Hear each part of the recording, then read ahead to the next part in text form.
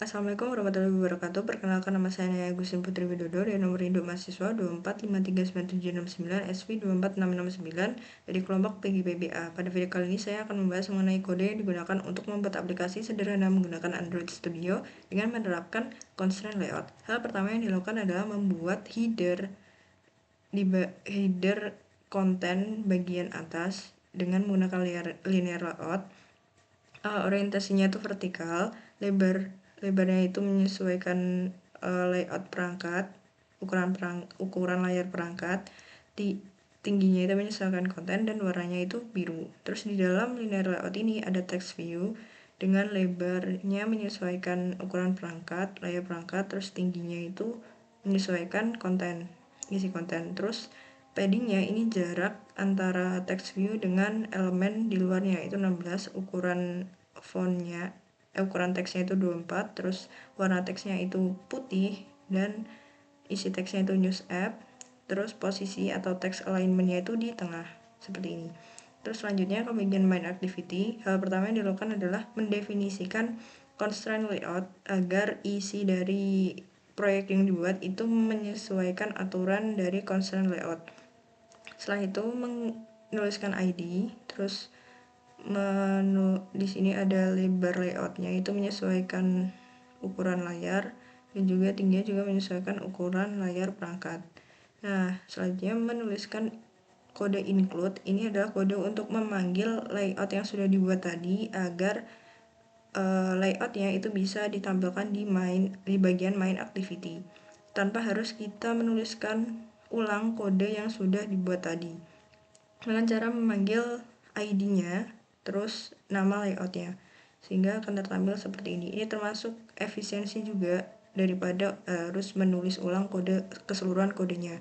Selanjutnya di sini ada scroll view untuk digunakan agar proyeknya itu bisa digulir ke bawah. Di sini ada lebarnya itu menyesuaikan ukuran perangkat, tingginya itu 0, terus layout constraint bottom to button off itu berdasarkan parentnya, terus layout constraint top to bottom off itu di bawahnya ID toolbar. Jadi dari sini sampai ke bawah.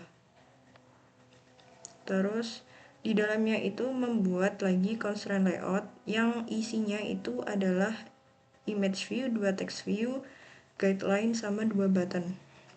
Nah, di bagian constraint ini lebar sama tingginya itu menyesuaikan ukuran layar. Terus di bagian image view ada ID, ada lebarnya itu menyesuaikan ukuran layar, terus tingginya itu 250, terus scale type-nya itu center crop. Nah, kalau misal center aja, dia nanti menyesuaikan ukuran gambar aslinya tapi berada di tengah. Nah, kalau center crop, dia ini menyesuaikan ukuran dari layarnya, jadi gambarnya itu bisa full kayak gini. Terus constraint end to end off, start to start off, sama top to top off itu menyesuaikan dari layarnya, dari layout constraint ini, karena dia berada di bagian atas, terus dari sini sampai sini, terus dia ada di bagian setelah ID toolbar. Terus di bagian text view itu ada ID, terus ada lebarnya itu 0, terus tingginya itu menyesuaikan konten. Ada margin start, margin 1 dari sini sampai ke sini itu 16, terus margin end dari sini sampai ke sini itu juga 16, dan margin top itu antara image view sama title news ini ada jaraknya itu juga 16. Terus teksnya ini diambil dari variabel string dengan nama news_title, ukuran teksnya 24, style teksnya itu bold, terus layout constraint end to end off-nya itu berdasarkan parent, start to start off-nya juga berdasarkan parent, top to bottom off-nya itu di bawahnya dari IMG news, ID IMG news nih. Jadi dia ada di sini, tapi bagian sini sampai sininya itu menyesuaikan dengan bentuk layar, bentuk layout awalnya. Terus selanjutnya ada text view untuk konten news, ini ID-nya. Terus lebarnya itu menyesuaikan konten, tingginya juga menyesuaikan konten. Terus ada layout margin top-nya antara si title news sama konten news itu 10. Terus text size-nya ini diambil dari variable string dengan nama news_content. Terus ukuran teksnya itu 14. Constraint end to end of-nya ini di bawahnya txt title news. Terus start to start of-nya juga, dan top to bottom of-nya itu juga. Jadi konten news itu ada di bawahnya si title ini, dengan bagian samping kiri dan kanannya itu sama kayak title news, bentuk dari title news. Jadi dia mepet sama layoutnya, sama layar perangkatnya. Terus selanjutnya di sini ada guideline supaya saat kita bikin button itu posisinya bisa tepat, kayak kebagi dua di tengah-tengah gitu. Nah, di bagian guideline-nya ini ada ID-nya, terus ada lebarnya itu menyesuaikan konten, terus tingginya juga menyesuaikan konten, orientasinya vertikal, terus layout constraint guide _% ini adalah ketebalan dari garis guideline-nya. Terus selanjutnya ada button pertama itu adalah button next, ini ID-nya btn_next. Lebarnya itu 0, tinggi layoutnya itu menyesuaikan konten, isi teksnya itu selanjutnya. Terus layout margin top-nya itu 5, jadi antara konten sama buttonnya itu ada jarak. Terus start to start off ini margin n-nya juga sama margin start juga sama 5, jadi ada jaraknya dari sini ke sini sampai sini. Terus top to button off itu di bawahnya ID content news, jadi letaknya di bawah sini.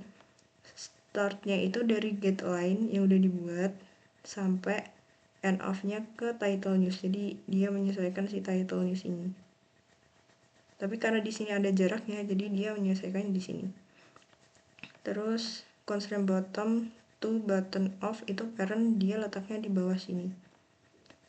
Yang bawah button ini juga sama, bedanya cuma di teks sebelumnya sama di bagian top to start off-nya itu dari parent, karena dia ada di sini, sampai ke guideline.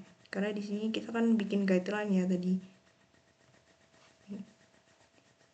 Nah, ini jadi dia dari sini sampai sini ukurannya. Terus berikut adalah hasil runningnya.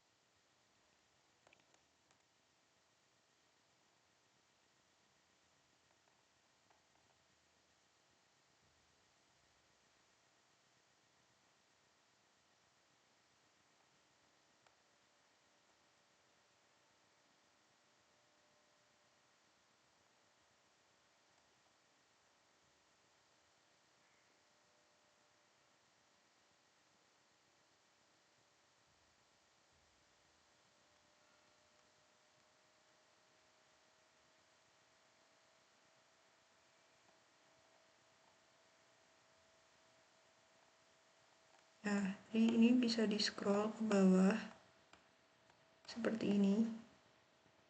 Dan di sini ada button, tapi button ini belum bisa diklik karena tidak ada fungsinya on click. Dan setelah itu harus mendefinisikan juga fungsi dari buttonnya saat diklik itu nanti ngapain. Sekian video dari saya. Assalamualaikum warahmatullahi wabarakatuh.